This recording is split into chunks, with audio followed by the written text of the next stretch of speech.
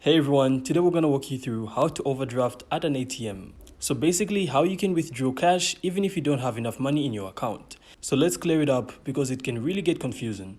So first off, an overdraft just means your bank lets you spend more money than what's actually in your account. So think of it like a short-term loan.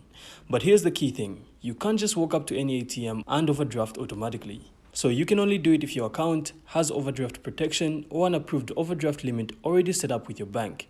And if you've got that in place, then yes, you can withdraw cash at an ATM even if your balance is low or zero, as long as it's within your overdraft limit. So for example, if your overdraft limit is $200, you could technically withdraw up to that amount even without funds in your account. So when you insert your card and choose withdraw cash, the ATM doesn't always show that you're using overdraft money. It literally just processes the transaction like normal. The difference just shows up later in your account as a negative balance. So just keep in mind that most banks charge interest or fees when you use your overdraft. So it's best to only use it when you really need to. And that's basically how overdrawing at an ATM works. You can only do it if your bank allows overdraft on your account.